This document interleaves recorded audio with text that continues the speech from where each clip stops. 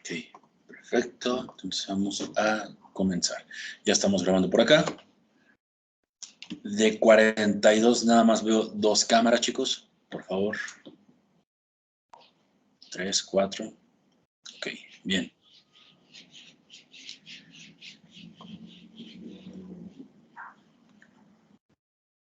Profe, no tengo un problema y no puedo prender mi cámara. Profe, mi cámara no sirve. Profe, sí la aprendí la clase pasada. Ok, ay, con ustedes. Bueno, ok. Vamos a empezar con la clase. Antes de compartir, por ahí me habían preguntado en el grupo de WhatsApp si podía hacerles como revisiones previas antes de enviar su documento. Sí, sin ningún problema. Nada más que pudieran ustedes también revisar su infografía con las correcciones que yo diera de los comentarios que di de las revisiones, que pues nada más fue uno. Entonces, pues bueno, ahí tienen la oportunidad y pues bueno, no la aprovecharon, ¿ok?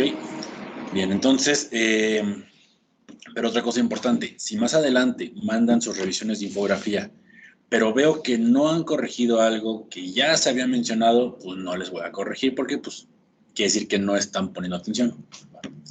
Bien, entonces voy a compartir pantalla. De este lado, ok. Bien, aquí está mi Blackboard con las entregas de ustedes. Okay. Y pues bueno, Alfaro, voy a actualizar la página porque igual se pudo haber enviado antes. Y, bueno, Alfaro nos lo mandó. Alexis, no tenemos tarea. Víctor Guzmán, tampoco. Edwin Martínez Rodríguez, supongo que se acaba de inscribir, pero no tengo aún tareas. Gesiel, tampoco. Yul, tampoco.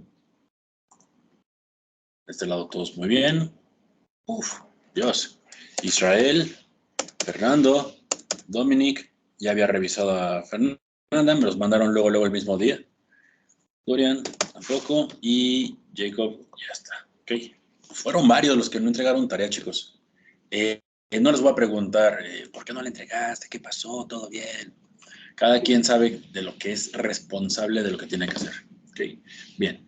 Entonces, la clase pasada revisé los primeros 5. 1, 2, 3, 4, 5. Y vámonos con los siguientes 5. Más que nada para que ustedes puedan ver los trabajos de sus compañeros y puedan decir, me faltó esto, ya sé cómo hacerle, podría hacerle así, no tengo que hacer esto. Bien. Okay. Vamos de este lado, el tamaño de letra está bien, el nombre aquí, ¿sale? Nos falta la fuente, aquí tenemos la fuente de las imágenes, muy bien, pero nos falta la fuente de donde obtuvimos toda la información. Arquitectura clásica, antes de Jesús, ok, perfecto. Otra cosa, cuiden el tamaño, estos como comentarios que les voy a dar, anótenlos, ¿sale? Son como tips, consejos. Cuiden el tamaño de letra. Lo que es el texto siempre tiene que ser del mismo tamaño, siempre, ¿ok? Por ejemplo, aquí tengo un tamaño de letra, aquí tengo otro, ¿vale? Entonces aquí tengo otro, ¿sale? Aquí está como cursivita, acá no. Pues, cuiden que todo el texto de cuerpo sea igual, ¿vale?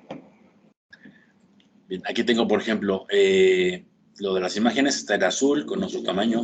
Aquí tengo otro tamaño, aquí tengo otro tamaño, acá tengo otro tamaño, acá tengo otro tamaño, entonces varía mucho eso, ¿no?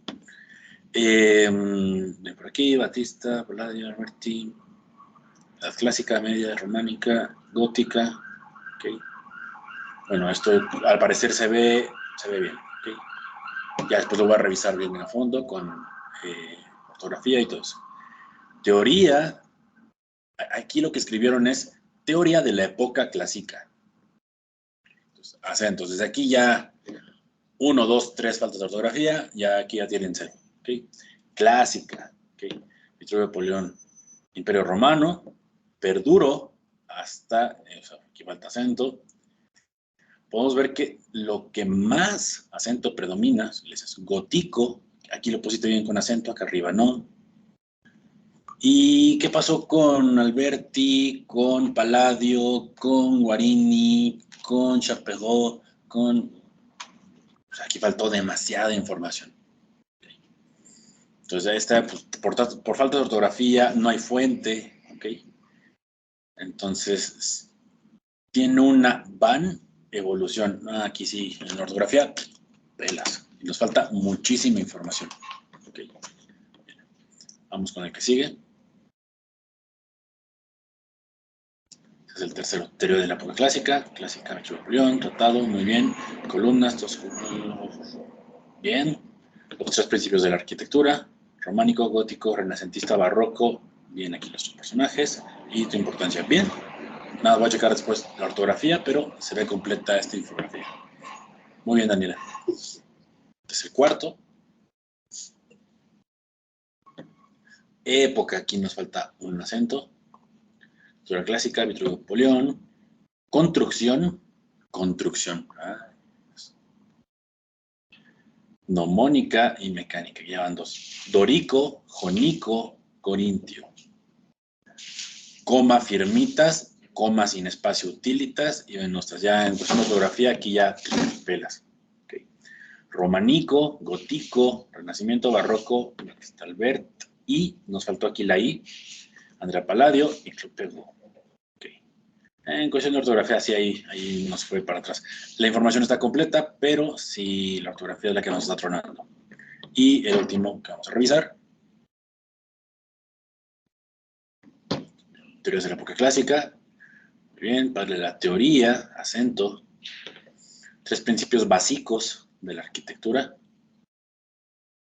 Aquí tenemos espacio después, antes del paréntesis, muy bien. Aquí no lo tenemos. Y aquí tenemos el espacio después del paréntesis. Entonces, aquí está mal. ¿Sale? Aquí falló. Siglo V. No, nunca se escriben 5, así con números arábigos. Siempre es números romanos cuando hablamos de siglos. ¿Okay? Arquitectura gótica. Y creo que si esto lo alejo, no es una hoja carta. Son como 2 hojas carta, pero alargadas, ¿sale? Acuérdense, cuiden mucho el tamaño de su papel. Y pues ahí sí nos falló en ortografía y en extensión del espacio. Por la,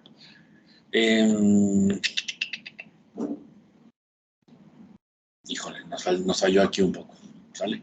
¿Preguntas hasta aquí, arquitectos? ¿Comentarios? Ninguna, maestro.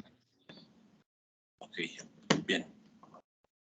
Vale, entonces con eso quedamos ahí. Ahora me voy a ir tantito acá a... Profesor. ¿Qué pasó? Solo era una infografía y en la misma infografía responder la pregunta que nos dejó, ¿verdad? Así es. Ah, ok. Vale. Bien, entonces, de este lado, aquí estamos de las clases pasadas. Esta semana vamos a ver tratados del siglo XIX y XX. Vamos a hablar de Frank Lloyd Wright, Le Corbusier, que seguramente son personajes que ya han escuchado de ellos. Las entregas son igual. Lo que veamos hoy lo entregan antes del jueves. Lo que veamos el jueves lo entregan antes del siguiente lunes.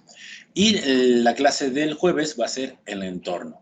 Ya vamos a dejar atrás como este aspecto histórico. Sé que no les agrada mucho. Y vamos a ver ya el aspecto de los elementos de cómo se empieza a estudiar la arquitectura en cuestión del entorno. Okay. Bien. Entonces, esto es lo que vamos a ver esta semana. Aquí hay unos libros que les estoy compartiendo, unos extractos de libros. Okay. Muy bien. Para que los puedan descargar y puedan hacer su biblioteca virtual. Ahora, el tema de hoy, tratadistas del siglo XIX y XX. Voy a estar haciendo muchísimas preguntas, ¿ok? Necesito que estén atentos, vivos, ¿ok? Porque aquella persona que le haga una pregunta directa y no contesto, diga, espérame, profe, déjame acordar. O sea, no haga mención de que está vivo aquí en clase, le voy a poner 0 en su entrega de la siguiente clase. ¿Okay? Y es muy fácil, o sea, créanme, por ejemplo, le voy a preguntar a, no sé, a Gamaliel Padilla. Voy a preguntar, oye, ¿qué onda? ¿Qué significa esto? Y no contesta, y no contesta, y no contesta. Ah, pues muy fácil.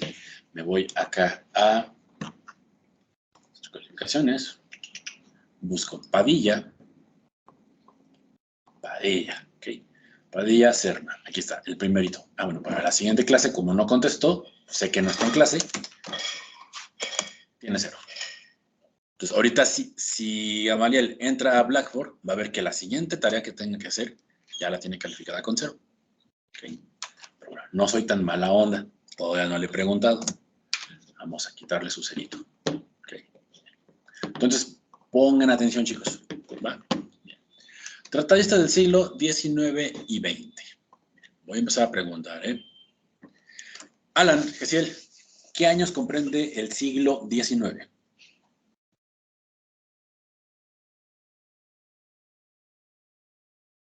Se lo acabo de decir. No, bueno, ok. Gesiel. Gesiel. Ya fue mucho, ¿no? Ni modo.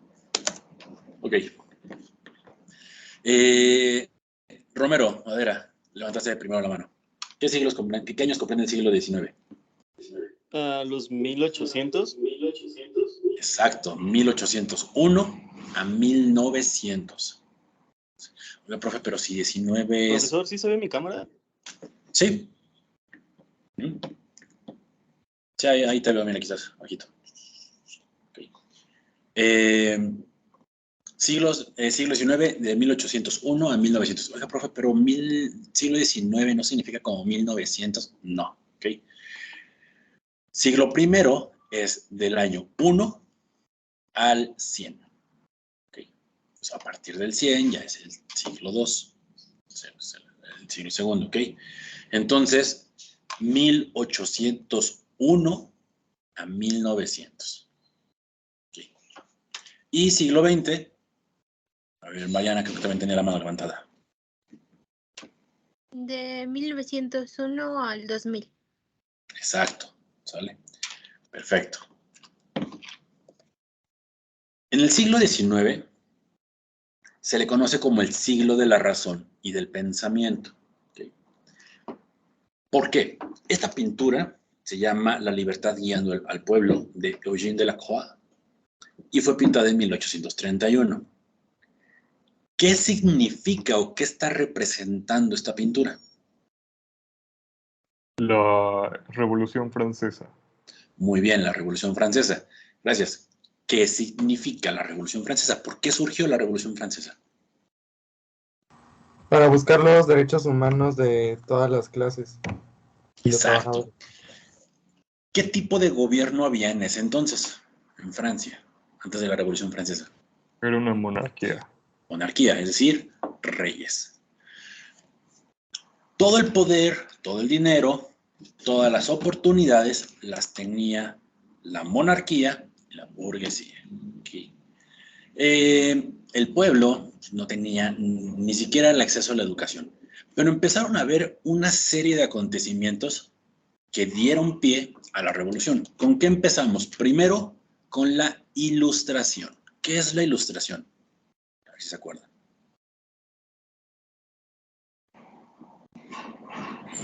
Es una representación. ¿Una qué, perdón? Es una representación, ¿no? ¿Representación de qué? Bueno, en este caso de algún hecho histórico. Más o menos. La ilustración, cuando tú pones un foco arriba de una persona, así como un dibujo, se te prende el foco, ¿qué significa?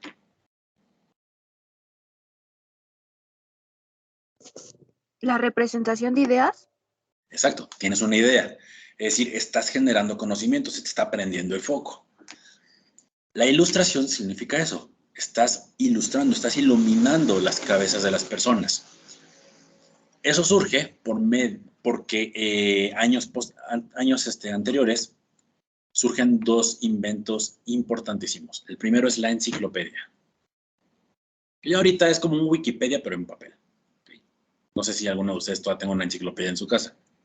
Y segundo, la imprenta.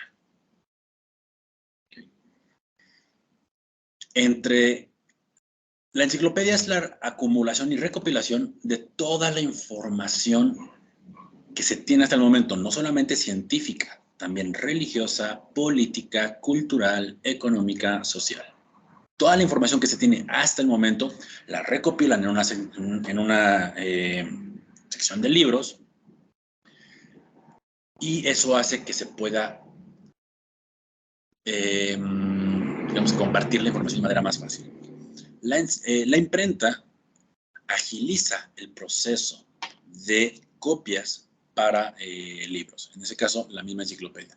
La gente tiene mayores oportunidades de poder acceder a esta información y conocimiento, cosa que antes solamente lo tenía el gobierno y la iglesia.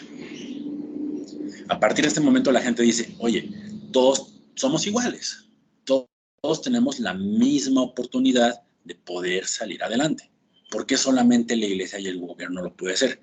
Empieza a haber movimientos sociales. Aquellos que vieron la película o la obra de teatro Los Miserables van a entender un poquito más esto. Entonces, por eso se le llama que la libertad de conocimiento, la libertad de poder elegir qué es lo que tú quieres hacer, porque antes si tú nacías como hijo de panadero, tenías que ser panadero. ¿Qué pasó, perdón? Sí, es que quería saber, es que no sé si me estoy equivocando o no, pero esa donde es de la época donde fue Maximilian Robespierre y todos los estudiantes a luchar porque valían más y todo eso. Exacto, justamente. Donde aplicaron a ¿cómo se llama? Ya no me acuerdo. A la princesa, la esposa de Luis XVI, creo era. ¿Cómo se le llama? A la que le cortaron la cabeza. A ver, arquitectos, ¿cómo se llama la reina que le cortaron la cabeza y con la cual terminó la monarquía? María Antonieta. Exacto. Ándale, María Antonieta. Mi amigo. Justamente eso. Es la caída de la corona, literal. O sea, la decapitaron con la corona puesta. ¿Okay? Entonces, eso significa la caída de la monarquía. Y todo esto, si se dan cuenta, son jóvenes, son niños los que están peleando por esta igualdad de derechos. Ojo, no se les olvide este término, igualdad de derechos y oportunidades. Después de que surge este movimiento y empieza a derrocarse la monarquía en varios reinos y estados europeos, surge el neoclásico, es decir, volver a retomar los principios y las bases de la cultura clásica. La cultura clásica no tenía reyes, tampoco tenía emperadores. Los griegos no tuvieron emperadores. ¿Qué tipo de gobierno llevaban los griegos?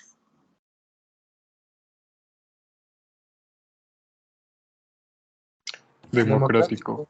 Democrático, ¿sale? Es un gobierno a través del pueblo, ¿ok? Entonces, toda esta gente dice, bueno, ya derrocamos la monarquía, ¿cómo nos vamos a dirigir ahora? Entonces, muchas personas dijeron, vamos a retomar lo que teníamos en un inicio, pero no le podían decir Renacimiento 2.0, porque ya hubo un renacimiento. ¿Okay? No le vas a decir renacimiento. Entonces, como que, híjole, ¿cómo le llamamos a esta nueva etapa? Neoclásico. Neo, nuevo, clásico, ya sabemos qué significa. El neoclásico se caracteriza por tener un método científico contra el dogmatismo religioso. ¿Qué pasaba en la monarquía y antes, en la Edad Media, cuando un químico o una persona que se enfocaba al estudio de la química hacía unas fórmulas y salían nuevos elementos o nuevas composiciones químicas? ¿Cómo lo tachaban? De brujo. Brujo, hereje, ¿sale? O que si tú tenías otras ideas sociales, culturales, como Juana de Arco, pues la catalogaban igual de herejía y la quemaban en la hoguera. Okay. Entonces, todo este método científico, social que empieza a surgir a través de la enciclopedia y que se dispersa a través de la imprenta, va contra un dogmatismo religioso. Okay. El racionalismo proveniente de la Revolución Francesa. vas pensando más las cosas. No es porque Dios te dio el poder y tienes que hacer, no. Tampoco es porque Dios quiere que seas agricultor toda la vida, no. Tú puedes empezar a pensar por tus propios medios. Gusto por la moda griega y romana. Vuelven a retomar estas esculturas griegas, la vestimenta y la limpieza y sencillez en todo lo que vean es neoclásico. Por ejemplo, tenemos esta escultura, la ninfa Salmacis, del escultor Bosio. Y fíjense cómo está, o sea, hasta parece como la piel así tersa, suavecita, el cabello, las flores perfectas, ¿okay? Todo es muy limpio y sencillo, no está nada atascado, como lo que era el neoclásico que derivó al barroco. Y empieza a surgir una arquitectura mucho más limpia, más pura. Pero ojo, no solamente estamos hablando ya de Europa, estamos hablando de 1800 y cacho. Es decir, ya lo que pasa en Europa también se ve reflejado en América. ¿Cómo se llama este edificio? Es el Capitolio de Washington. El Capitolio de, porque hay varios Capitolios en el mundo. La de Washington. Nada más Washington, hay dos Washington. District of Columbia. Exacto, Washington DC, District of Columbia. Si se dan cuenta, es muy limpio, muy puro. Sí tiene elementos griegos clásicos, ¿sale? Pero ya no está como que tan atascado como lo que era el Renacimiento y menos el Barroco, ¿sale? Obviamente por el tipo de material, se ve muy puro, muy limpio. Pero aquí en México tenemos muchísimos ejemplos neoclásicos. Uno de ellos es este. ¿Cómo se llama este edificio?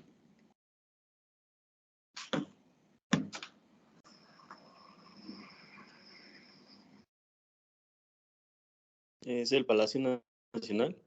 No, no es Palacio Nacional. Es el Monal, ¿no? Enfrente del Munal. El Munal es ecléctico. Este que está enfrente es neoclásico. ¿El Palacio de Moneda o Minería, algo así? Minería. Sí. Anteriormente conocido como el Colegio de Ingenieros. ¿Sale? Hoy Palacio de Minería. Okay. Si se dan cuenta, se ve un poco más tosco y pesado este de aquí, pero es más que nada por el material. Okay. En México no tenemos mármol blanco y traerlo de Europa es carísimo, pero tenemos mucha cantera. Entonces, este edificio está hecho de cantera, pero si se dan cuenta, las columnas son muy sobrias, muros pues, amplios, vacíos, y esto es completamente neoclásico. Okay. Jean-Nicolas Le Duran, de 1760 a 1834, menciona que la arquitectura pasa a estar al servicio de la colectividad. ¿Qué significa esto?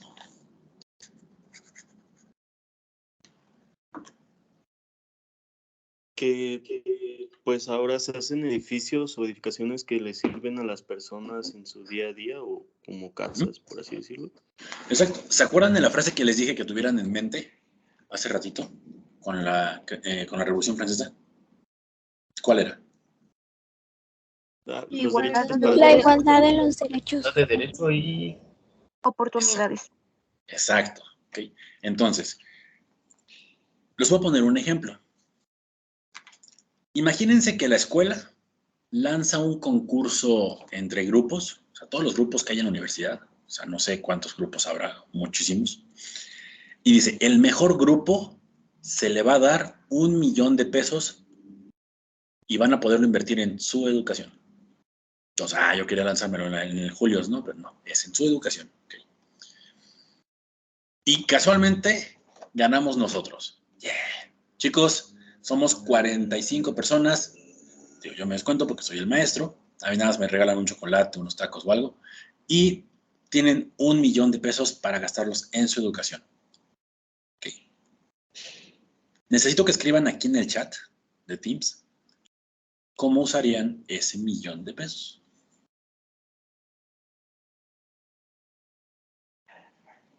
No lo piensen tanto. Lo primero que salga a su mente, voy a hacer esto. Quiero esto. Okay. Les voy a dar 20 segundos.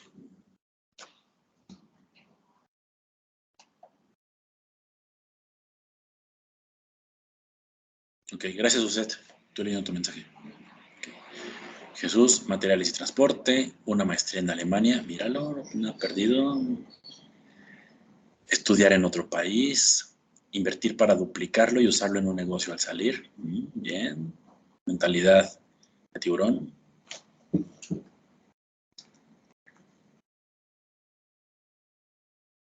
Invertir en bienes raíces.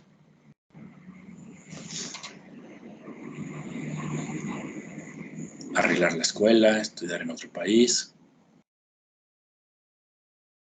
Hacer negocios para invertir y crecer económicamente, mejorar la escuela. En deporte en diferentes países. Bien. Hacerme socio de una empresa, arreglar la universidad.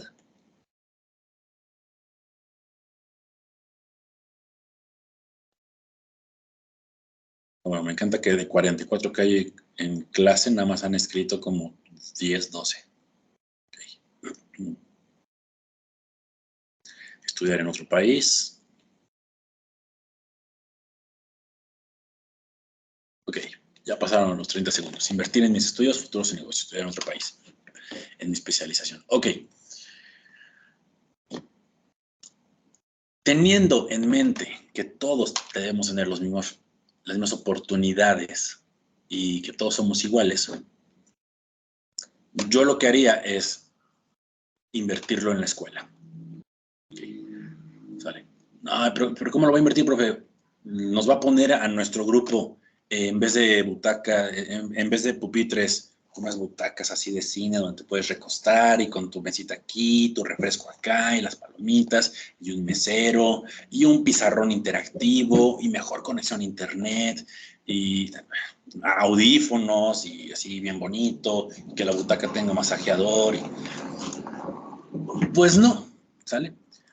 Yo en lo personal pondría ese $1,000,000 para que lo pueda aprovechar la mayor cantidad de personas en la universidad. ¿Okay? Es decir, repartir ese dinero. Obviamente algunos de ustedes pusieron como que pues, reinvertirlo para generar mayor crecimiento económico. Está muy buena la idea también. Te va a llevar un poco más de tiempo poder recuperar esa inversión, pero la idea principal sería, sea que la reinviertas o no, poder ayudar a la mayor cantidad de personas. Eso mismo mencionó, bueno, gracias por los ejemplos, chicos, Jean-Nicolas Louduran, ¿sale?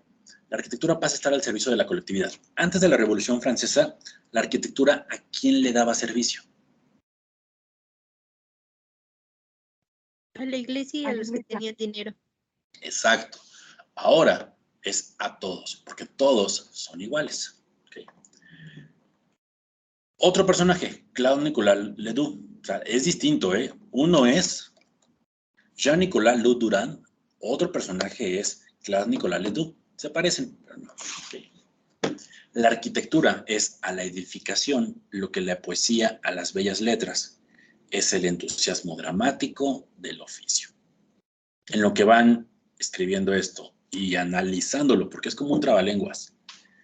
Fíjense cómo la pintura es neoclásica. ¿Sale? ¿Cuándo vas a ver tú un viejito de esta edad con la piel sin arrugas ni patas de gallo? Okay. Nunca. O sea, yo creo que aquí le pusieron como 6, 7 filtros de Instagram para que la piel se vea así bien lisita. Okay. Eso sí, sus canitas, ¿no? Pero bueno, completamente neoclásica la pintura. Ahora, ¿qué significa esta frase que menciona Claude-Nicolas Ledoux?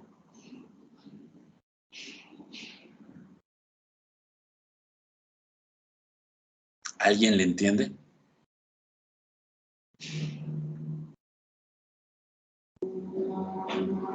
Pues es una apología, comparando la arquitectura con otra de las bellas artes que es, pues,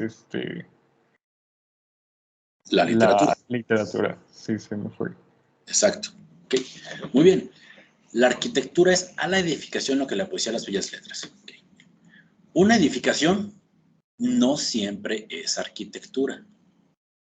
Nuestro campus no es arquitectura. Okay. Ojalá el rector no vea esto porque apenas me va conociendo y no quiero que le caiga caerle mal, vaya. Okay. Rector, si usted ve esto, mis respetos. Muy buen trabajo lo que está haciendo la universidad. Pero la universidad no es no es arquitectura. ¿Okay? Está feíta, la verdad. ¿Okay? Así como no todos los edificios son arquitectura, no todas las bellas letras son poesía. ¿Okay? Por ejemplo, dame más gasolina, dame, o sea, ¿qué otras canciones? Que no sé reggaetón, yo odio el reggaetón. Pero a ver, ustedes sí, seguramente conocen reggaetón. Díganme un párrafo de alguna canción de reggaetón que conozcan, la que sea. La que más escuche. La de Anita. La de las pompitas, estas que bailas en el piso. Una frase, ¿qué dice?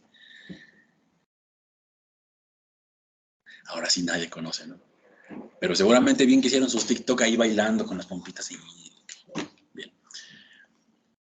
Pero ubican las canciones, ¿sale? ¿Es poesía?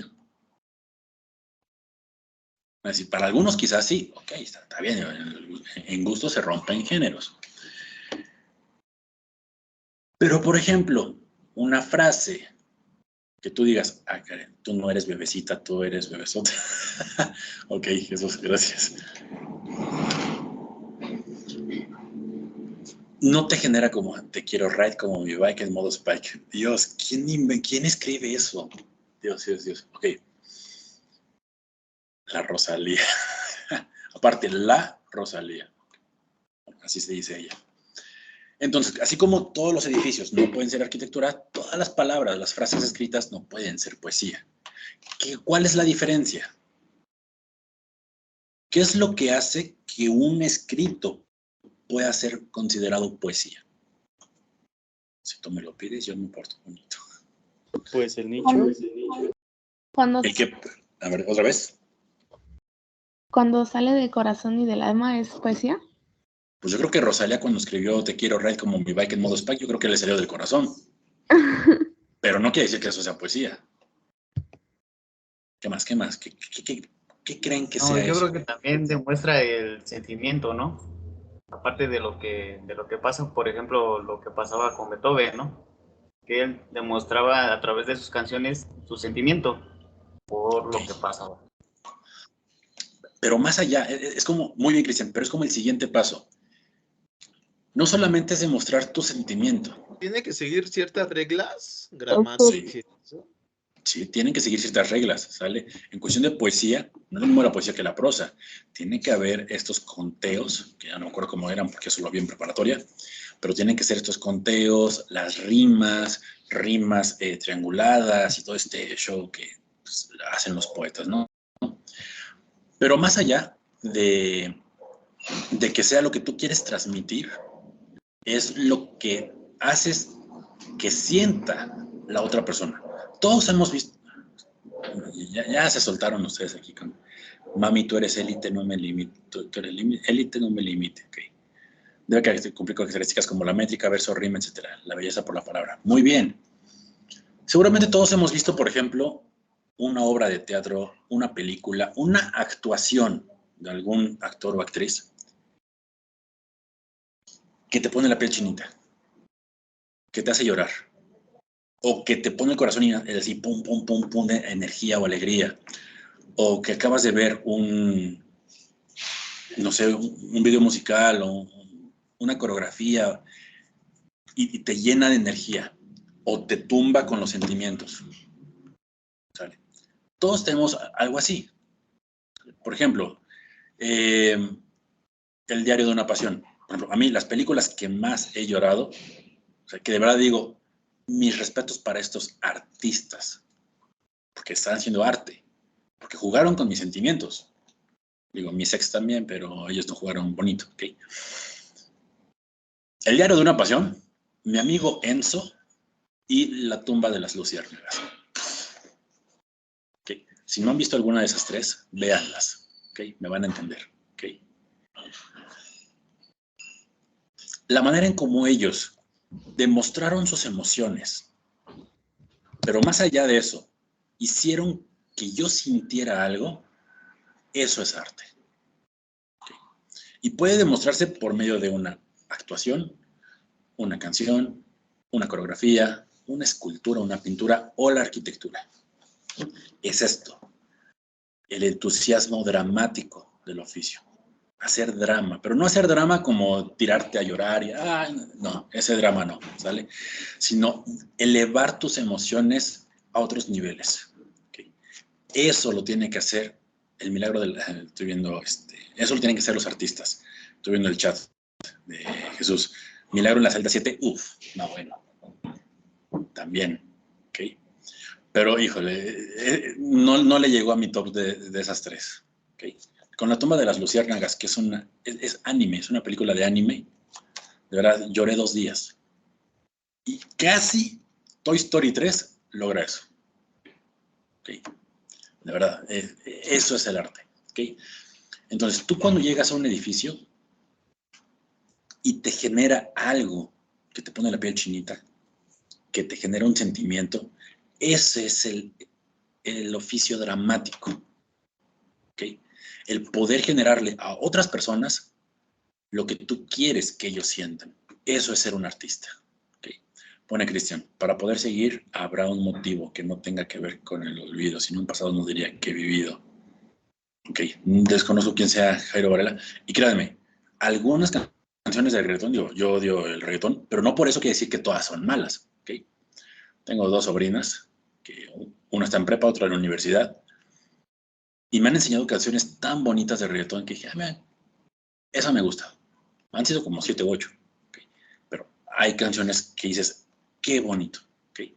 Grupo Nietzsche, Grupo Nietzsche, sí. ¿Okay? Vale. ¿Sí ya le entienden más a lo que quiere decir Claude Nicolas Ledoux? Bien. Entonces, mezclando lo que dice Jean-Nicolas Louis-Duran, que la arquitectura debe estar al servicio de todos, y lo que dice Nicolas Ledoux, que tiene que generarte una emoción, cuando sumas esos 2 elementos, tú realmente generas una muy buena arquitectura. Este proyecto es de Claude Nicolas Ledoux, Plan Général de la Saline de la Chaux, está en Francia, y este proyecto, nada más con la planta arquitectónica, te da tranquilidad. Se ve sencillo, se ve bonito, no se ve ostentoso, no se ve, pero aún así se ve elegante. ¿Okay? Claude Nicolas Ledoux trabaja con 5 elementos para generar su arquitectura. La primera es regularidad. ¿Qué entienden por regularidad?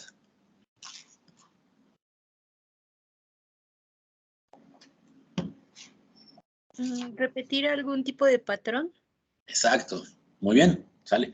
Si tú te das cuenta, en este proyecto se repiten los patrones, los elementos, hay un ritmo. ¿Okay? ¿Ya vieron qué significa ritmo en la arquitectura?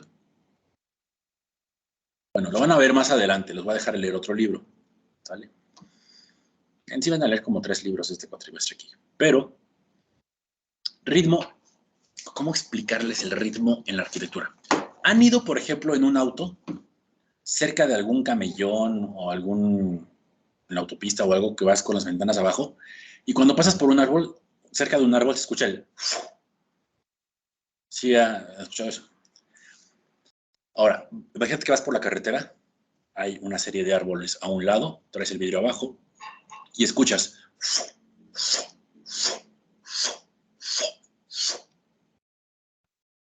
¿Cómo están posicionados los árboles?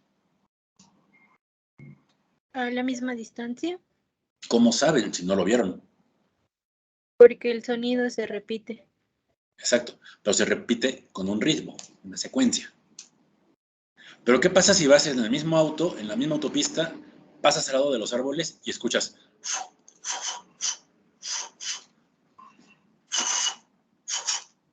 ¿Cómo están los árboles? Acomodados de diferente manera. Exacto, ¿no? Como espaciados y unos más cerquita que otros. ¿Hay un ritmo? No. Okay. Eso significa ritmo en la arquitectura. Una repetición a una cierta distancia y todas corresponden de igual manera. Okay. Bien. Simetría. Es muy sencillo. que lo mismo que hay de un lado sea del otro. Y eso tiene mucho que ver con esta parte que comentábamos, de que todos los seres humanos, todas las personas tienen los mismos derechos y las mismas oportunidades. Tiene que haber una simetría en la sociedad. ¿Okay? Los que están arriba tienen que tener lo mismo que los que están abajo y viceversa. Que los que están de derecha tengan las mismas oportunidades que los que son de izquierda. ¿Okay? ¿Qué pasó, Emiliano?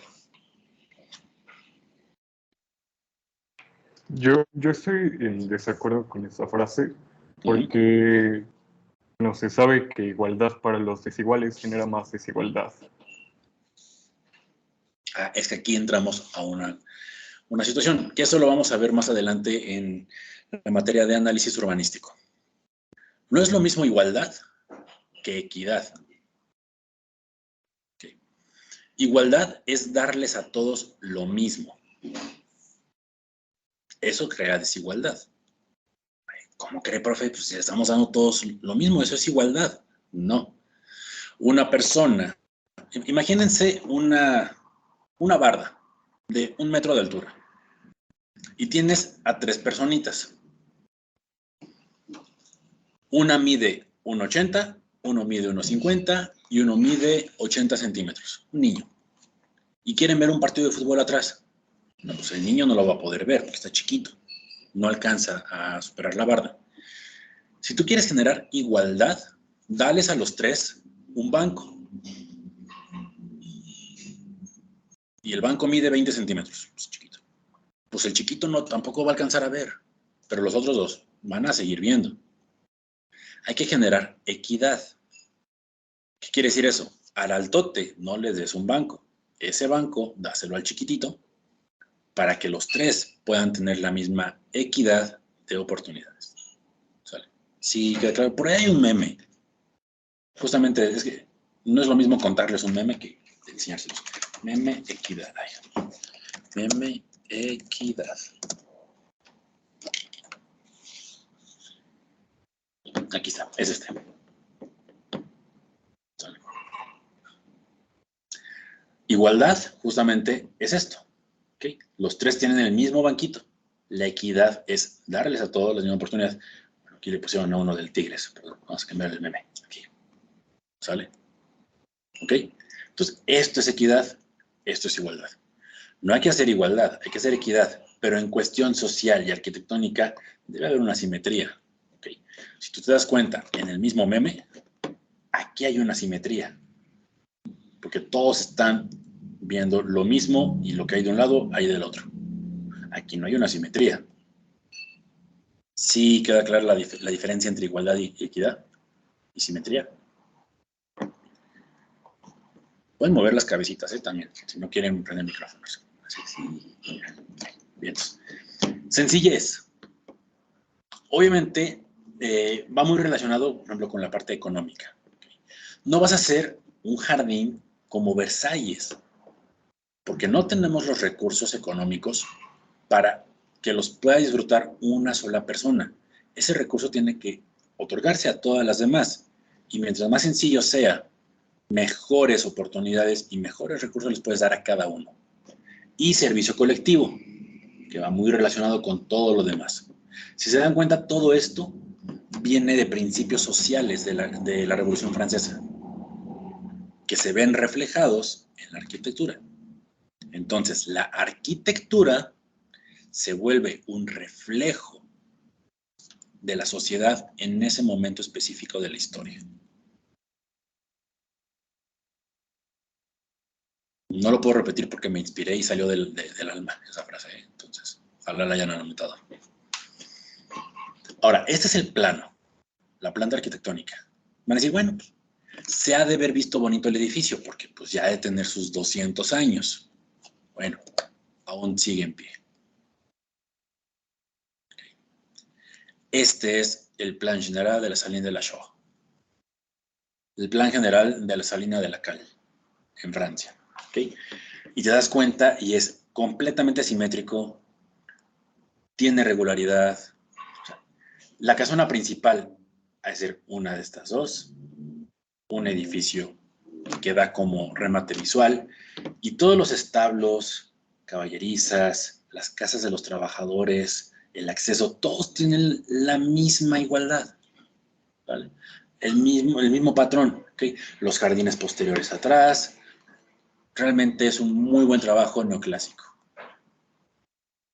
Bien, Claude Nicolas Ledoux, seguimos con él, menciona que lo que más se opone, lo que más evita el progreso de las artes y las ciencias son las diferencias que los hombres admiten entre ellos mismos. Manda la riqueza cuando sería la que debe obedecer. Traten de analizar esta frase con la realidad social que vivimos hoy día en México. ¿Okay? Social y económica. Manda la riqueza cuando sería la que debe obedecer. ¿Qué significa esa frase?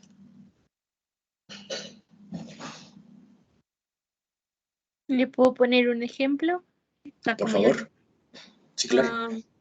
Donde yo trabajaba, los que generaban las metas eran los asesores, los de piso, y eran a los que peor trataban.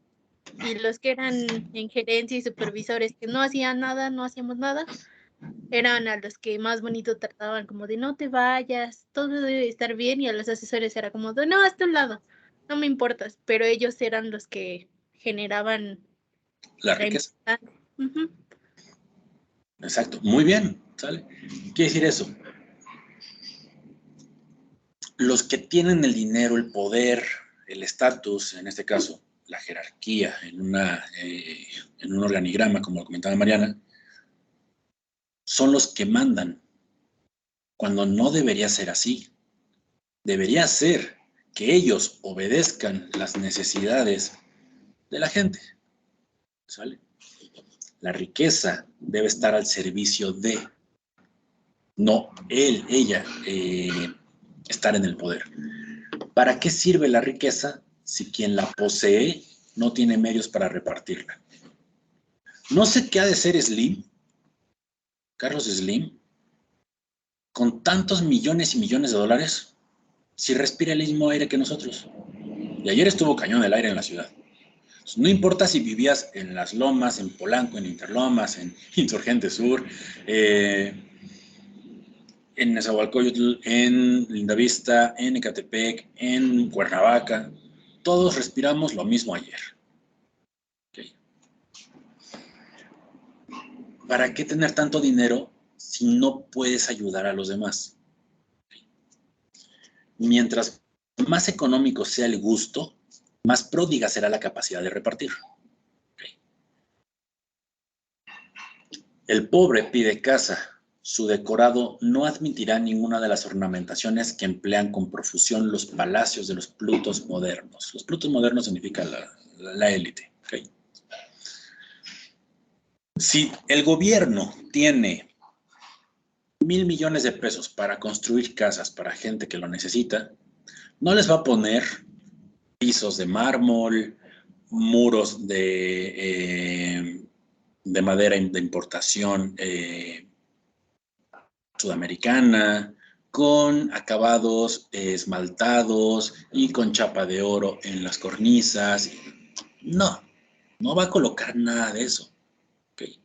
Va a ser una vivienda eficiente, asequible, accesible, para que la mayor cantidad de personas puedan aprovechar esos 1,000 millones de pesos.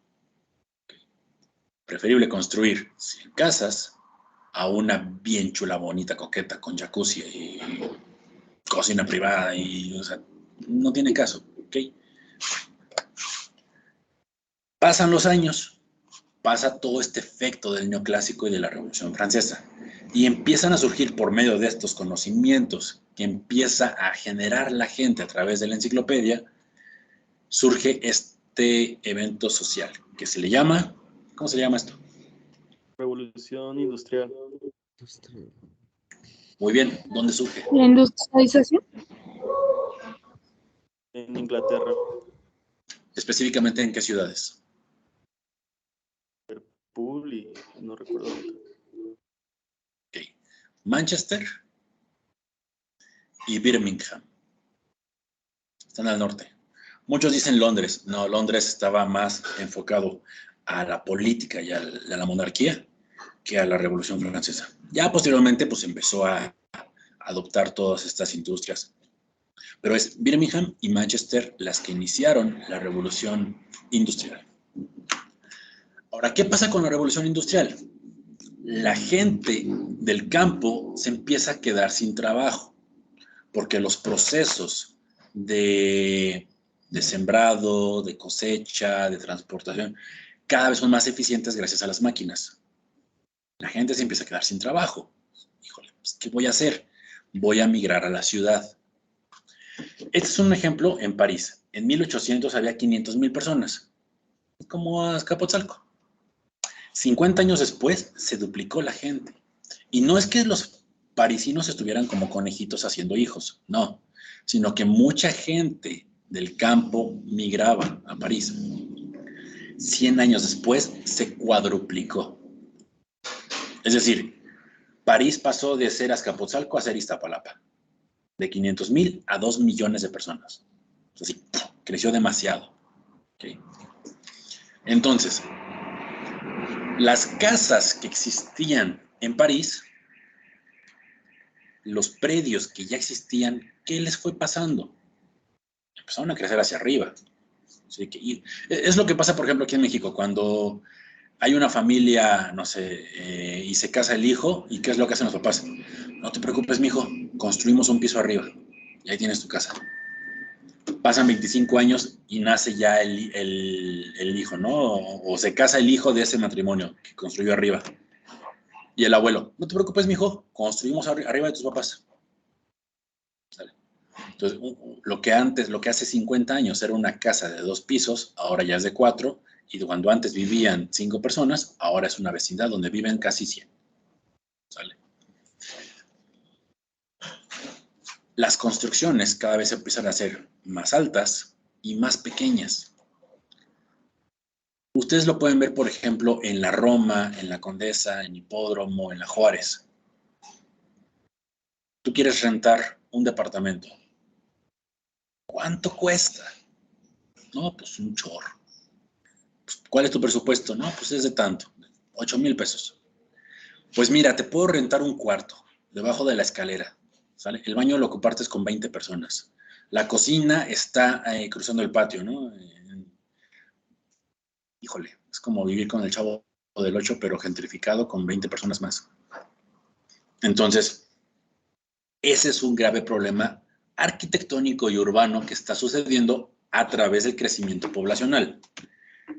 En eso, y eso no solamente es en París ni en Europa, es en todo, en estas grandes ciudades, ¿sale? Entre ellas Chicago y Nueva York. En eso surge un arquitecto que se llama Louis Henry Sullivan. No es el mismo Sullivan de ahí de Monumento a la Madre, chicos.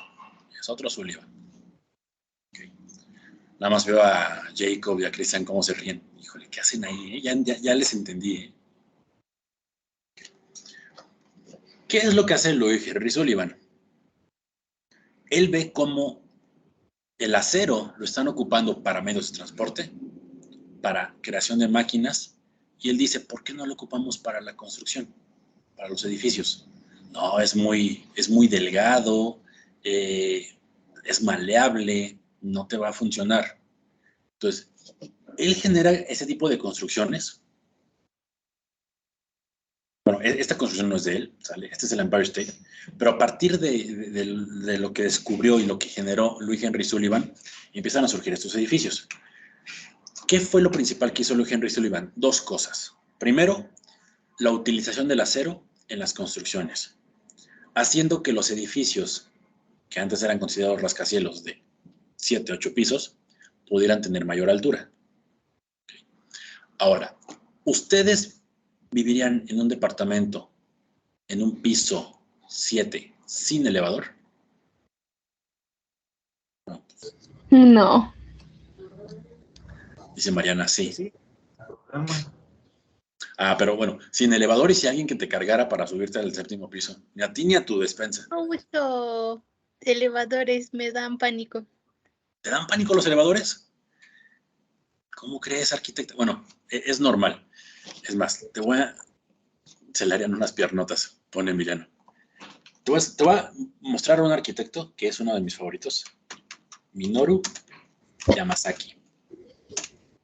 Minoru Yamasaki es este arquitecto, japonesito.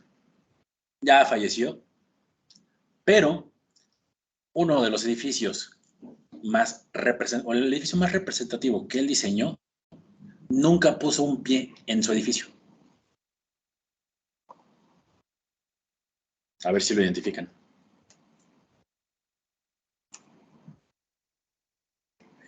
Él fue el que diseñó las Torres Gemelas. Y nunca puso un pie en el último piso de sus edificios porque le daban miedo a las alturas. O sea, diseñó el edificio más alto del mundo por casi 25 años y nunca puso un pie en el edificio porque le daban miedo a las alturas. Pero bueno, podemos ir trabajando ese miedo, no te preocupes. Si tú me lo permites, yo te ayudo a quitarte ese miedo, yo te digo cómo y todo este rollo. Va. Entonces... ¿También se puede trabajar en el vértigo? Porque también tengo vértigo. Claro que sí. Créeme, eso es bueno. Yo no le tengo miedo a las alturas y yo no tengo vértigo. Y eso es un grave problema. Porque yo no mido los riesgos en altura. Entonces, yo cuando he trabajado en obras, me he estado colgado ahí, pasándome de un edificio a otro por un tablón que se movía. O sea, cuando me vieron, me regañaron, pero yo tenía 19 años. Y pues, ¿qué haces? Pues es que tenía que ir a medir el impermeabilizante de los edificios. Sí, pero ponte sujetador y agárrate al hilo de vida. Y pues, se me hizo fácil. Entonces, es un gran riesgo, ¿ok? El no tener miedo a las alturas, ni tener vértigo, es un grave problema, ¿ok? No mido los riesgos, pero bueno. Louis Henry Sullivan, además de colocar acero en las construcciones, lo otro que hizo, ¿qué creen que fue? Ahorita de lo que estamos hablando.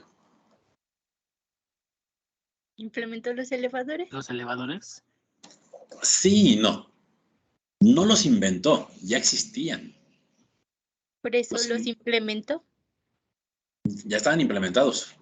Los mejoró, los aseguró.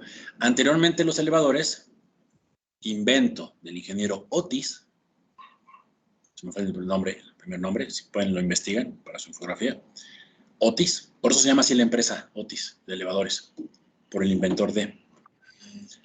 Pero esos elevadores comúnmente se caían. Ay, perdón por tu miedo, ¿eh?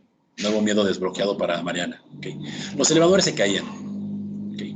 Lo que hizo Henry Sullivan fue implementar un sistema de seguridad para que, dado caso se rompieran las poleas o los cables, las personas no murieran.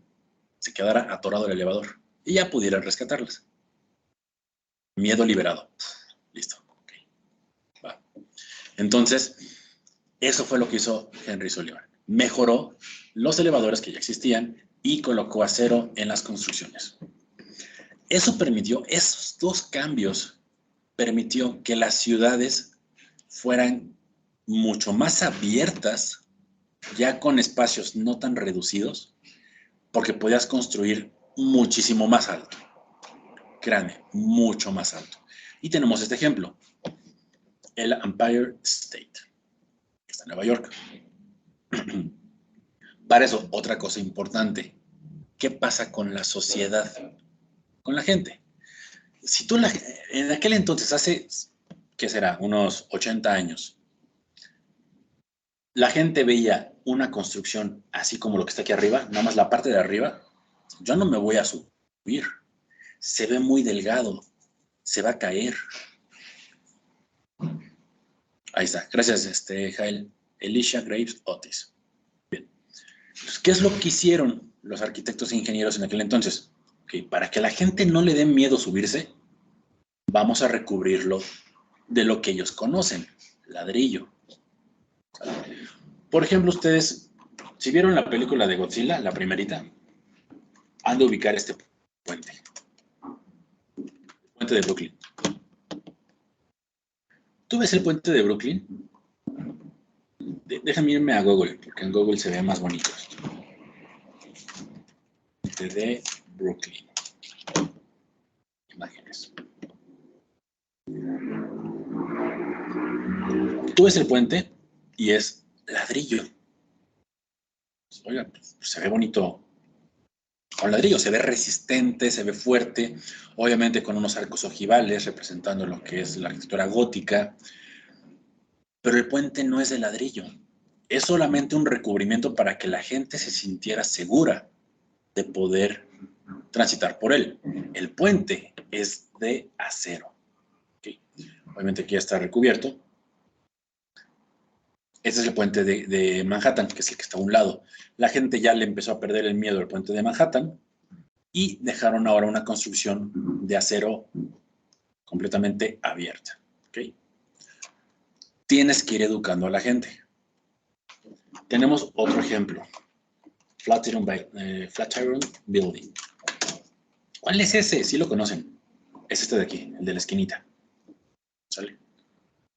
Flatiron. ¿Qué significa Flatiron? Plancha. Era como la forma de una plancha de aquel entonces. Okay. Dices, bueno, es de ladrillo. Sí, nada más el recubrimiento. Por dentro es acero. Aquí están las plantas arquitectónicas del edificio. Y el edificio es de acero. Construcción.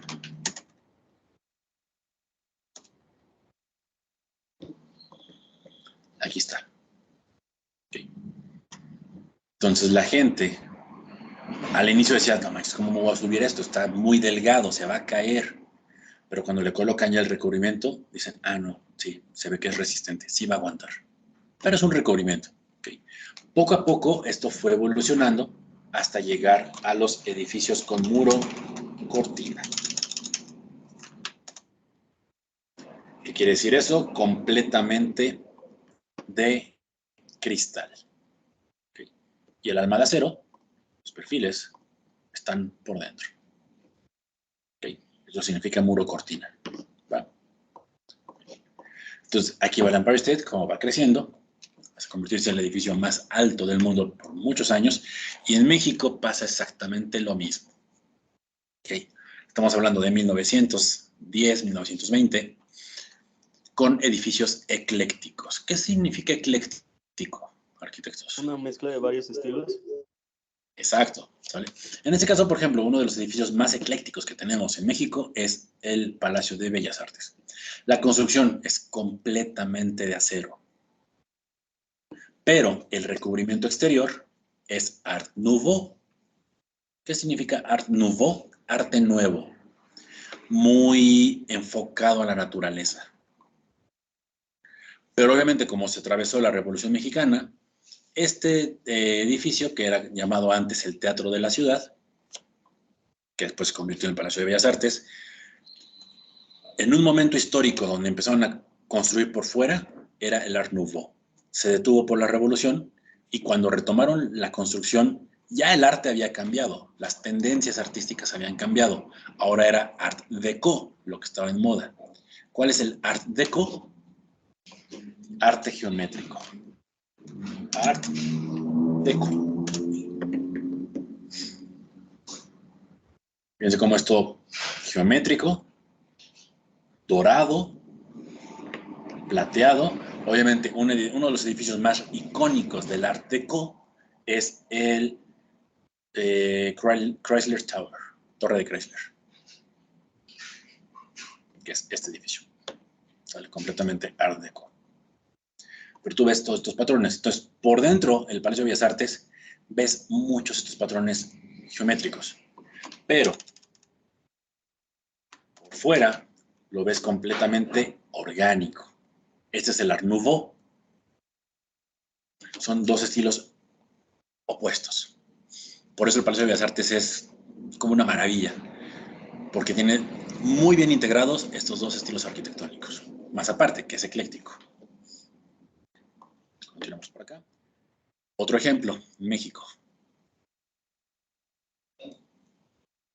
El Palacio Legislativo. Profe, ese no es el Palacio Legislativo, ese es el Monumento de la Revolución. Bueno, en aquel entonces iba a ser el Palacio Legislativo. Palacio Legislativo, Monumento, Revolución. El edificio iba a ser así. Este iba a ser nuestro Palacio Legislativo, como un Capitolio, pero obviamente con elementos Art Nouveau en aquel entonces. ¿Vale? Se atravesó la Revolución Mexicana, se detuvo la obra, ya estaba así. Por eso cuando ustedes van al Monumento de la Revolución, ven como dos plazas a los lados.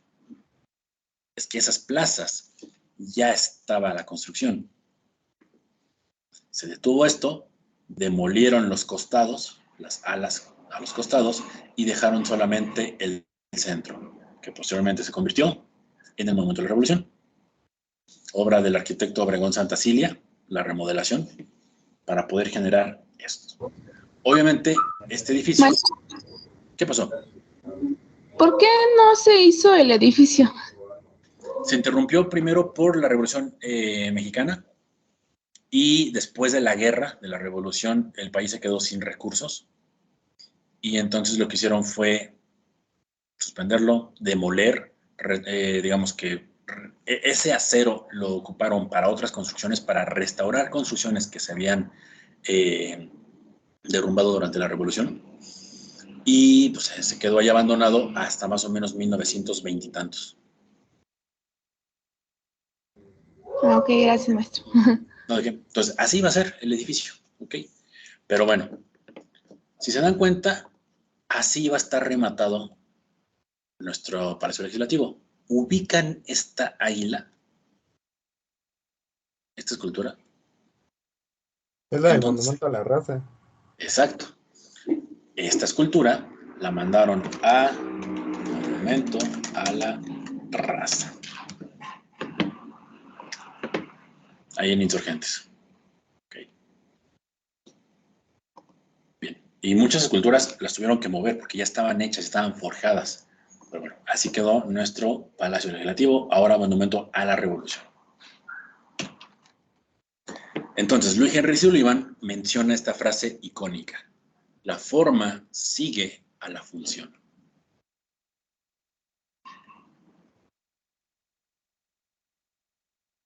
Anteriormente, la función quedaba como en segundo término. La forma era lo principal. Pero con todos estos movimientos sociales... Ina, cállese. Perdón. Ya extrañaba dar clases aquí con esta escandalosa. Cállese. Bien.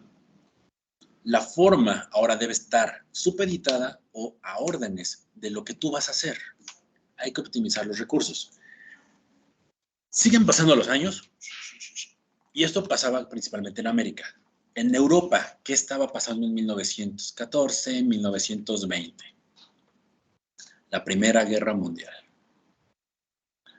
A partir de 1920 surge la Bauhaus, que en alemán significa la casa,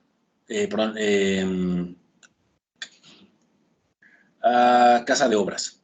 Bau significa obras, Haus, así como se escucha en inglés, house, pero se escribe distinto en alemán, significa casa. Por ahí alguien escribió que quería estudiar en Alemania, entonces el alemán tiene mucha similitud con el inglés. Okay. Significa escuela de obras y es consecuencia de los nuevos procesos de producción después de la de la Primera Guerra Mundial. ¿Qué significa eso? Déjame ir a callar mi perrita, espérame.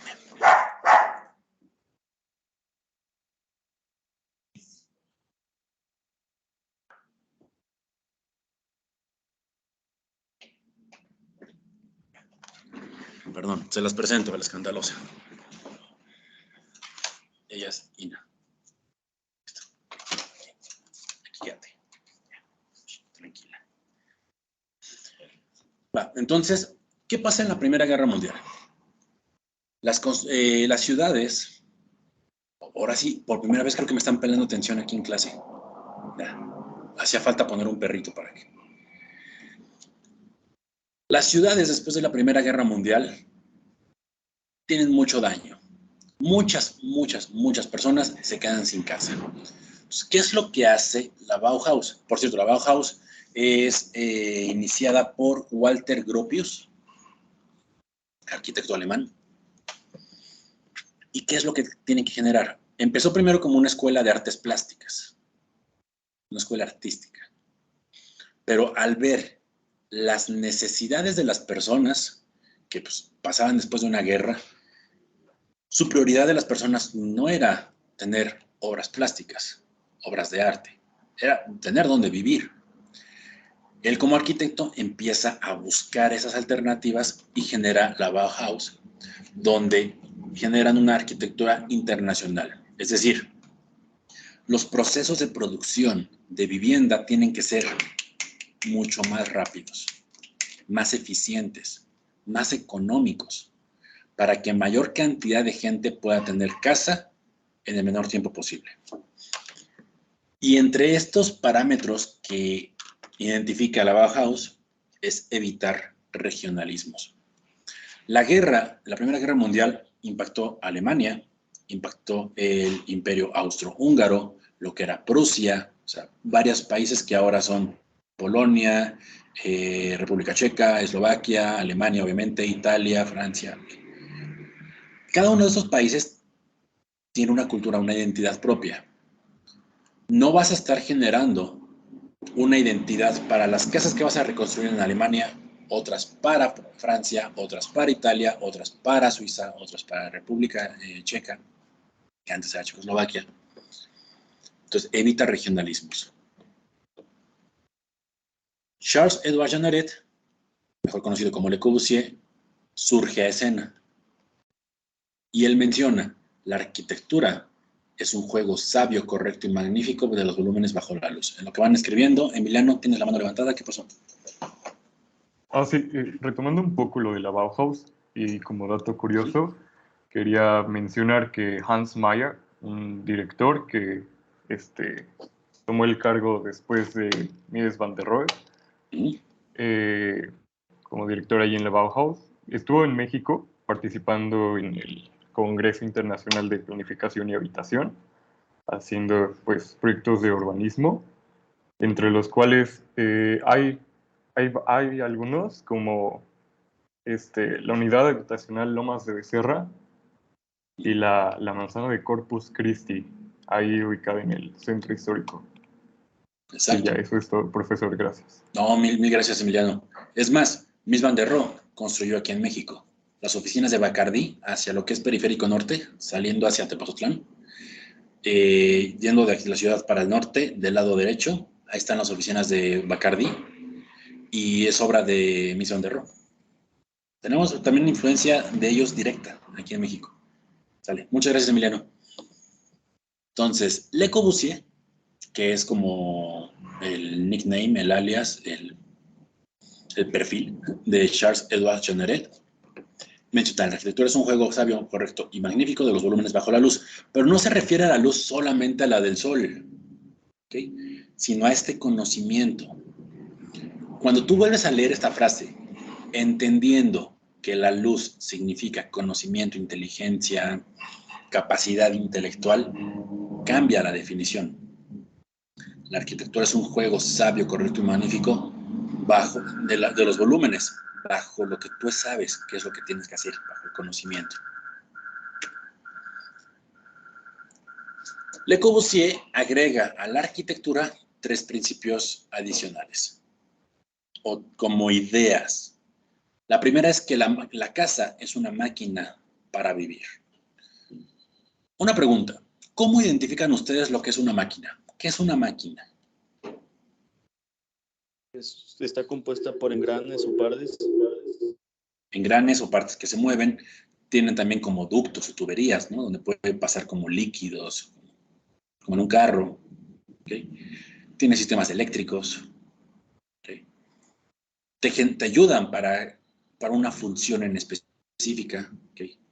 Entonces, entendiendo una máquina con esa definición que ustedes están comentando, una casa es una máquina. Tiene engranes, tiene partes que se mueven, tiene sistemas hidráulicos, tiene sistemas eléctricos, te ayudan para hacer algo. ¿Okay? Entonces, la casa es una máquina para poder vivir. La funcionalidad va dirigida al mismo vivir. Okay. Y cubre necesidades, y aquí ya aparece otro aspecto importante en la arquitectura que antes no existía. Necesidades psicológicas y necesidades emocionales.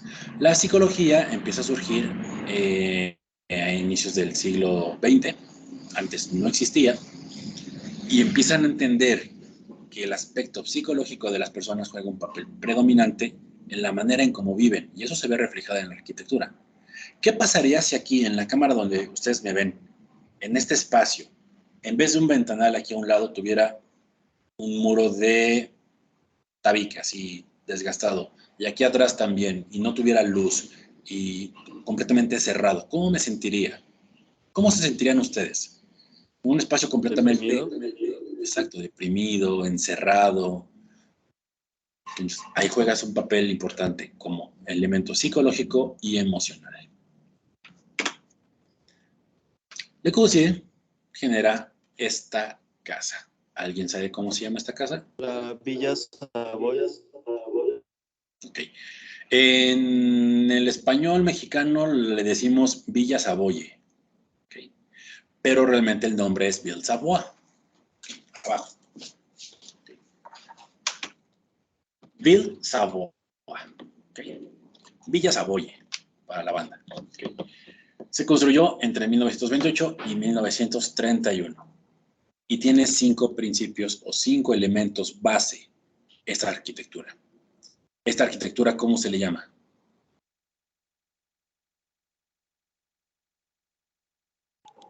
¿Moderna? No, la Bauhaus es la escuela, pero la Bauhaus genera un tipo de arquitectura que se le llama Internacional. modernismo. Ven para acá. Ven. Perdón, chicos. No me pongas panza. Súbete. Ya.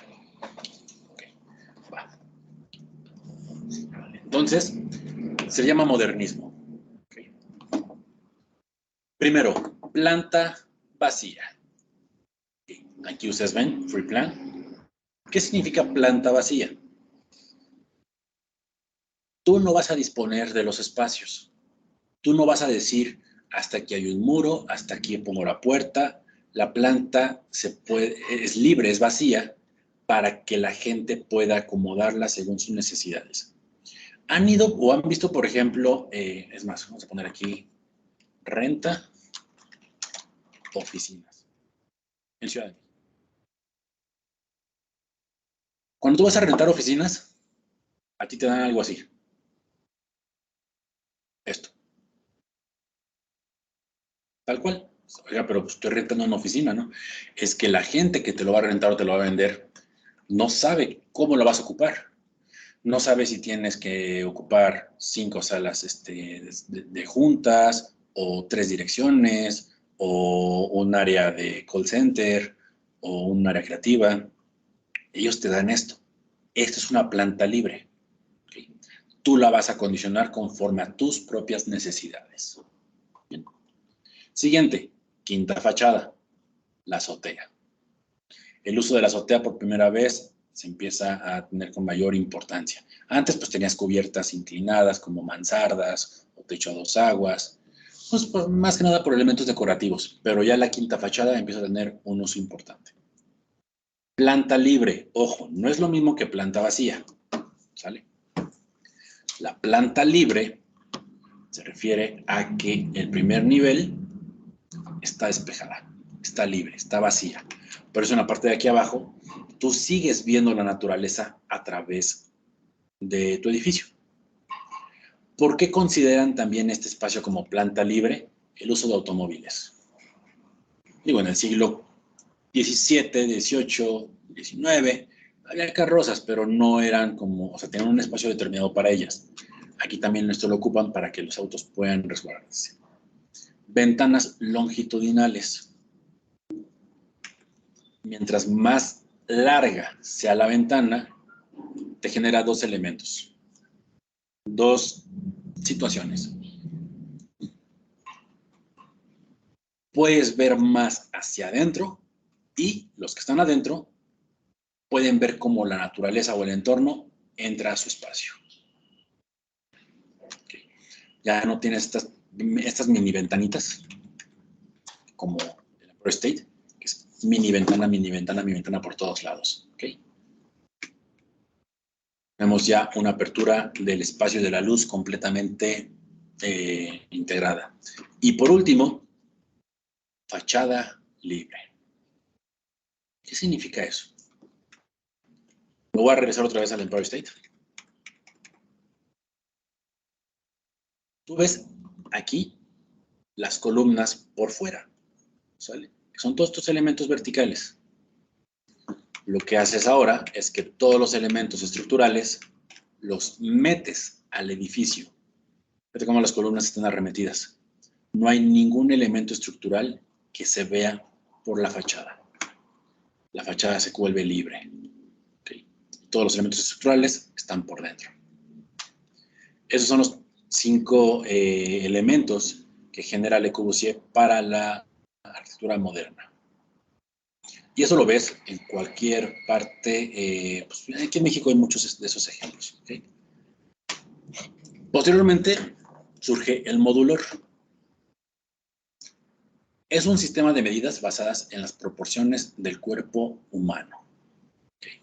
¿Cuál es el número áureo, el número dorado? 1.618. Para que no se les vaya a olvidar nunca este número, 16, 18. Mis dulces 16, soy mayor de edad. Okay. Tengo 16 años, ya puedo tomar alcohol, que seguramente alguno de ustedes fue desde antes, ya soy mayor de edad. Okay.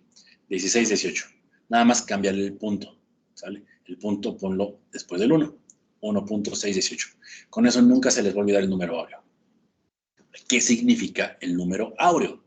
La proporción que hay en la naturaleza en muchísimos, sino que en todos los elementos. Por ejemplo, mi mano. Mi palma de la mano es 1.618 veces más grande que la longitud de mis dedos. ¿Okay? Por ejemplo, estoy lleno de pelos aquí. Mi antebrazo, que es del pliegue del codo a los dedos, es 1.6 veces 18 más grande que del codo a mi hombro.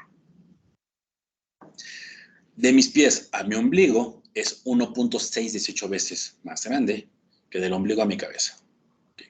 Y todo el cuerpo humano, digo, más o menos, tiene esas proporciones. La naturaleza también lo tiene. ¿Okay? Relación directa entre la magnitud de los espacios arquitectónicos y las medidas del hombre. Comúnmente, a partir de esto del modulor, todo empieza a estandarizarse. ¿Qué significa eso? Medidas estandarizadas alrededor del mundo. Pregunta, ¿cuánto mide una tabla roca, un panel de yeso, aquí en México? No, 22 por 240. Exacto. ¿Y cuánto mide en Europa?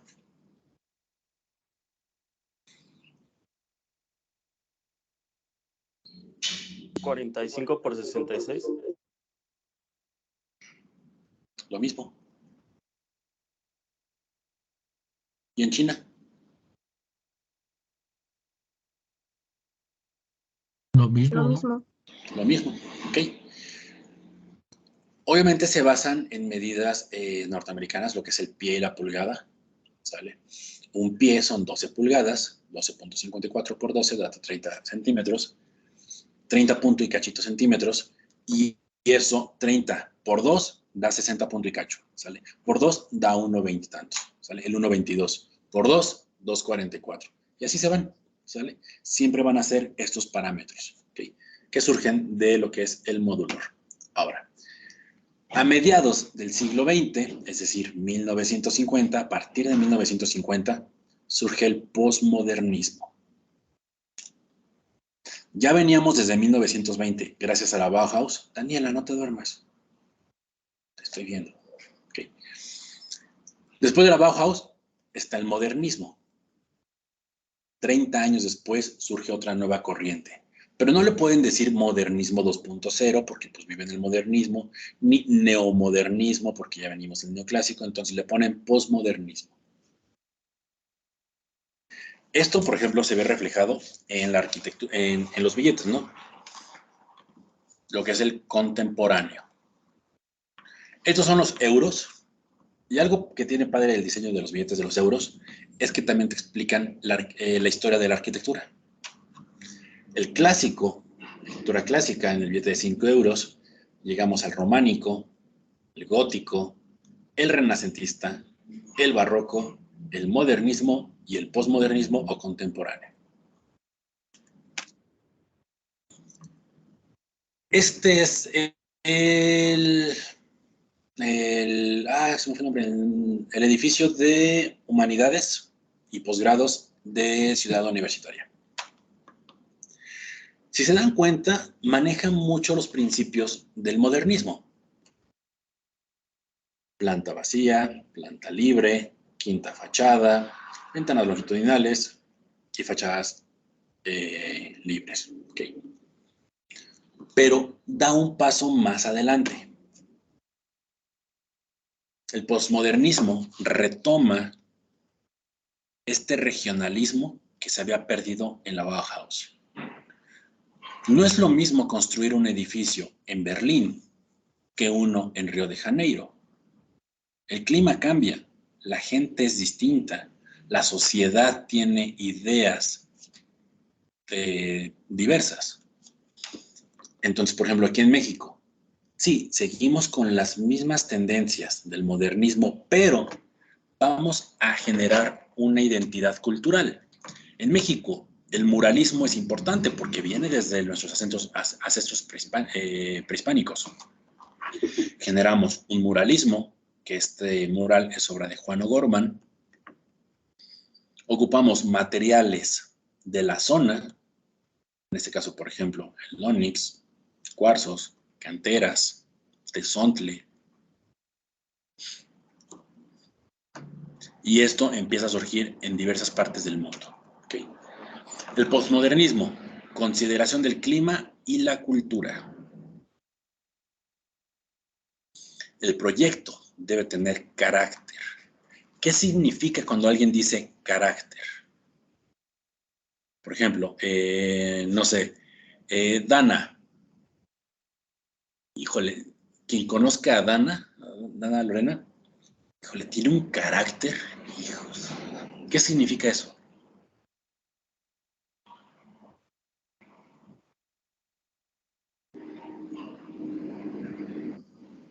Pues por el tono que lo dijo, pues de seguro es malo, ¿no? ¿Por qué?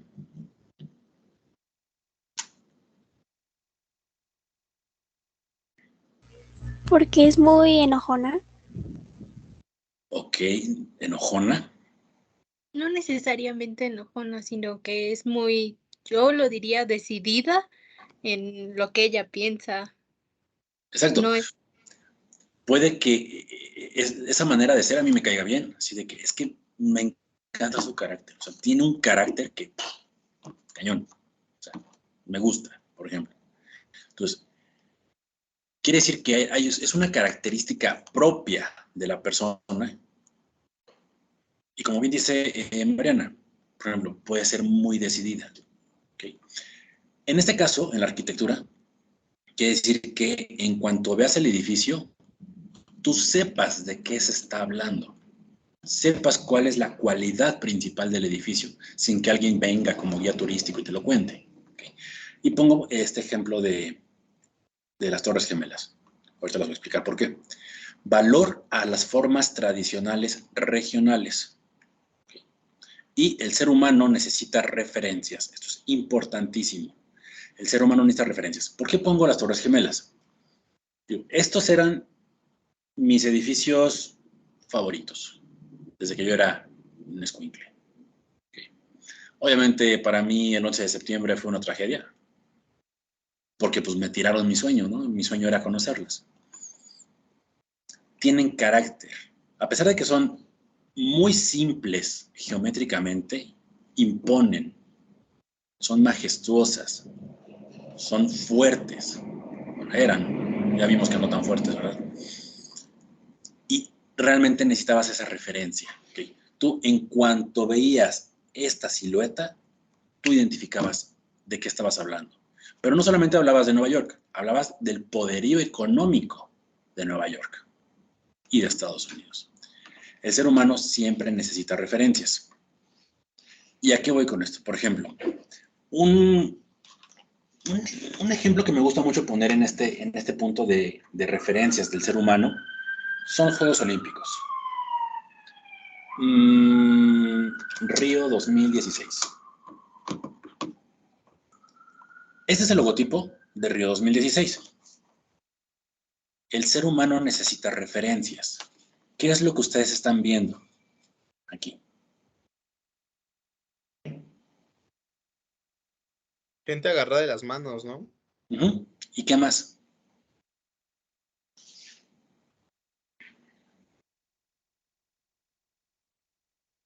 La silueta de Río. Exacto, más que de Río, del Pau de Azúcar. De Azúcar. Este monolito, esta montaña que está en Río de Janeiro. Si tú te das cuenta, vean la forma y ahora ve el logotipo. Es exactamente el mismo. Más aparte, los colores. ¿Qué colores predominan en Río de Janeiro? El azul de sus mares, el naranja del sol y la arena y el verde de sus montañas. Vámonos a otra referencia. Sydney 2000. ¿Qué están viendo? ¿El teatro? ¿Cómo se llama? ¿El qué, perdón? ¿Cuál fue el nombre de ese edificio? El Opera House de Sydney. Aquí está. Es la misma silueta. Pero ¿qué más están viendo? La silueta o la forma de un aborigen australiano y los boomerang, que son sus armas de guerra de los aborígenes australianos. ¿Sale? Esa es una referencia directa de lo que es la cultura australiana. Pero seguimos avanzando. Vámonos a... ¿qué fue? Había un logotipo para 2024 que para mí era el mejor. Este. ¿Qué es lo que ustedes están viendo en esta imagen? Es la Torre Eiffel. Muy bien, la Torre Eiffel. Y aparte, ¿qué otra cosa ven? Un 4. Un 24. Un número 4. Un 24. No manches, ¿cómo es posible que con dos líneas, o sea, una aquí curveada y esta acá, puedas generar el número 24 y la Torre Eiffel? Es impresionante. No sé por qué lo cambiaron, la verdad, a mí me gustaba mucho más esto, pero el logotipo final es este. Este va a ser el logotipo para las Olimpiadas de París 2024, que representa una medalla de oro, la antorcha olímpica y unos labios. Sí, una mujer, ¿sale? París es muy de moda, muy de glamour, muy de fashion, y es esto, ¿no? Es como el típico peinado de una parisina de la época agogó y los labios, ¿sale? Pero bueno, yo creo que ninguno supera este. El ser humano siempre va a necesitar referencias. ¿En dónde estamos aquí? Necesito que me digan el edificio, la ciudad y el país. El Big Ben, Inglaterra, Londres. Ok, falso. No es el Big Ben. El edificio no se llama Big Ben. No manches, profe, ¿cómo cree? Toda mi vida he vivido engañado. Sí. El Big Ben no es ni la torre, no es ni el reloj. El Big Ben es una campana que está aquí arribita. ¿Sale? Cuando tú tienes un campanario, cada campana tiene un nombre. La bautizan. Okay. La campana más grande de este campanario se llama Ben. El Gran Ben, pero se llama Big Ben. Es la campana más fuerte que se escucha cada que tocan. La torre se llama la Torre del Reloj. Se complicaron para el nombre, ¿no? Pero todo el edificio es el Palacio de Buckminster, no, el Parlamento de Birmingham. Perdón. Parlamento de Birmingham, con la Torre del Reloj y el Big Ben dentro. ¿Qué ciudad es? Londres, Londres. ¿Qué país? Inglaterra, Inglaterra. Inglaterra. Muy bien. Inglaterra pertenece a... Reino Unido. Reino Unido. ¿Cuál es la diferencia? Me voy a ir para acá a Google Maps. Digo, dato cultural. ¿Cuál es la diferencia entre Reino Unido, Gran Bretaña e Inglaterra? ¿Alguien sabe?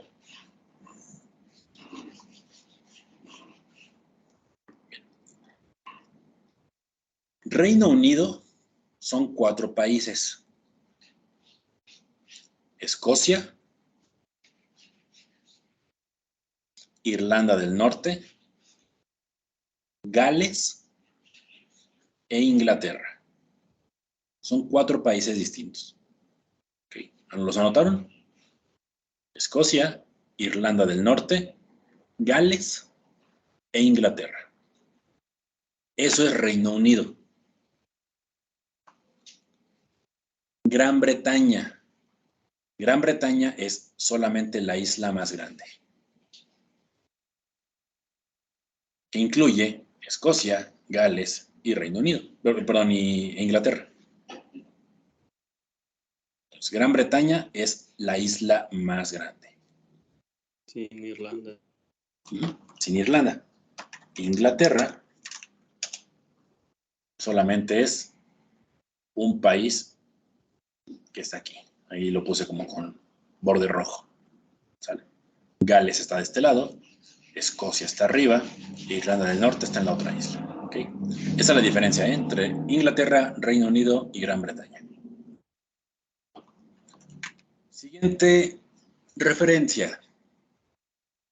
¿Qué edificio es? El Museo del Louvre, algo así. Del Louvre. Louvre. Ese es el de las vacas. Okay. Louvre. Okay. ¿En qué ciudad está? París, Muy bien. ¿Y en qué país? Francia. Francia, Perfecto. Siguiente. Edificio.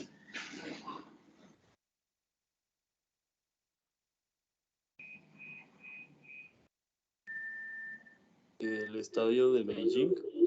El Estadio Nacional de Beijing. ¿Qué arquitectos lo hicieron? Si no me equivoco, creo que Herzog y Sí. ¿cómo se llama el otro? Meuron. Merlón, ¿no? Meuron. Ajá, Meuron. Jacques Herzog es un arquitecto y el otro es Pierre de Meuron. Meuron. Okay. Son los mismos que hicieron una casa de muebles en Alemania. Han hecho cantidad de cosas de ellos. Ajá, creo que se llama Vitra House. Sí, justamente el cuatrimestre pasado hicimos una exposición de ellos. Vitra House. Es esta casa. Son los mismos que hicieron el Allianz Arena. Allianz Arena.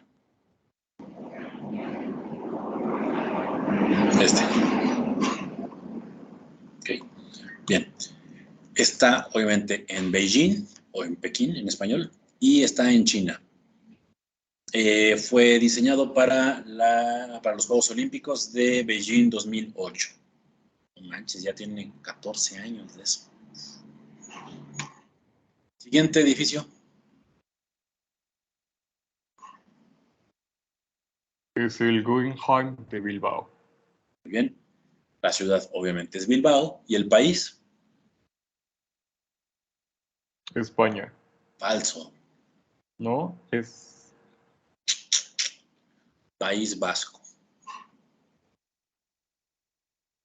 que el País Vasco es un territorio perteneciente a lo que hoy es España. Realmente sí es España, pero es como una entidad ahí medio rara que se llama País Vasco. Siguiente edificio. La Casa de la Ópera La de ópera Sydney. de Sydney. Muy bien, la ciudad de Sydney. Y el país. Australia. Australia. Perfecto. Primero, díganme qué ciudades. Tokio. Tokio. Exacto. Creo que en tantos años dando esta materia es la primera vez que luego dicen Tokio. Okay. Siempre decían París. Porque se parece. La torre de comunicaciones de Tokio se parece mucho a la Torre Eiffel, pero es completamente distinta. Godzilla sosteniendo la... Exacto, ¿no? Y aparte, pues París, ¿cuándo vas a ver que tiene esta cantidad de rascacielos y edificios? Pues no. Okay. Esto es Tokio. ¿En qué ciudad estamos? Dubái. Dubái. ¿Perteneciente a qué país? Los Emiratos Árabes Unidos. Muy bien. ¿Cómo supieron que es Dubái? Por el Burj Khalifa. Burj Khalifa. Perfecto. ¿Cuánto mide el Burj Khalifa?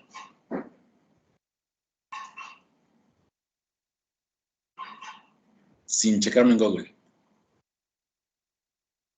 ¿Cuánto creen? 830 y algo, ¿no? Menos.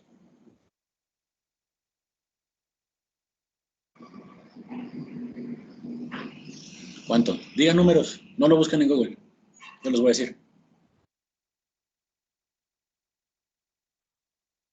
¿Cuánto? 2.400 metros. Ah, tampoco, no manches, no exageres. Mucho menos. 824. ¿Más? 1.8 kilómetros. No, menos. 828.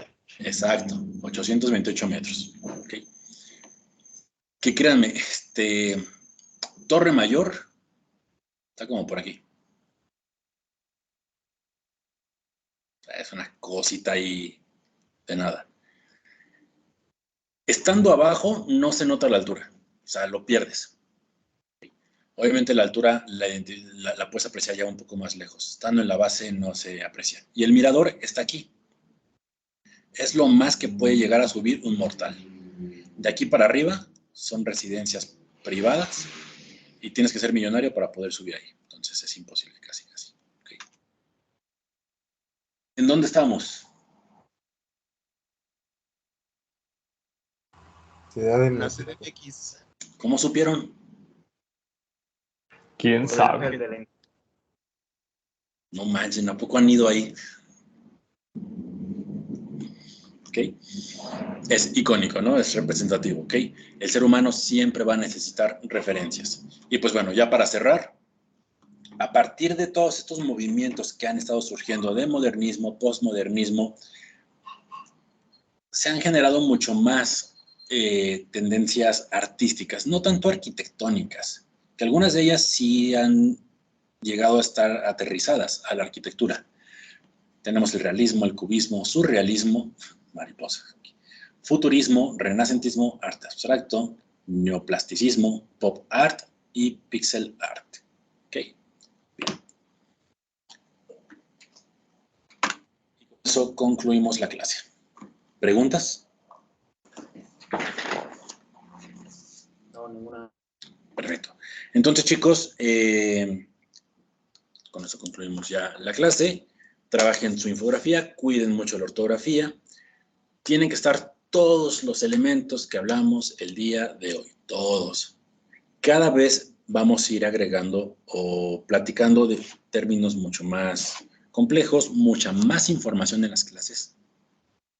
Y las infografías cada vez van a ser más complicadas. Creo que ya esta es la tercera que están haciendo, que van a hacer. Se dieron cuenta que ya es mucha más información que las otras dos. Pues traten de ir acomodando muy bien la información. Ahorita ya vieron algunos ejemplos que estuve revisando. Sin ningún problema me pueden mandar su infografía al grupo de WhatsApp.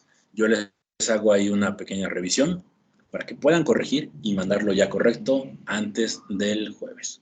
¿Sale? Sin ningún problema. Si me llego a tardar en contestar mensajes es porque o estoy trabajando, o estoy manejando, o estoy dando clases, o estoy en el gimnasio. Pero en cuanto llego y me desocupo, veo los mensajes y ya o les escribo si tengo un poquito de tiempo, o si no, les mando una nota de audio. ¿Sale? Pero con todo gusto pueden mandarme ahí sus revisiones antes de mandarla a Blackboard. ¿Va? Sale, chicos. Con eso concluimos. Cuídense mucho, échenle muchas ganitas, que tengan un muy bonito inicio de semana y nos vemos el jueves. ¿Vale? Feliz semana, profe. Bye, bye. Hasta luego. Inicio de semana, arquitecto. Igual. Gracias, profe. Bye bye.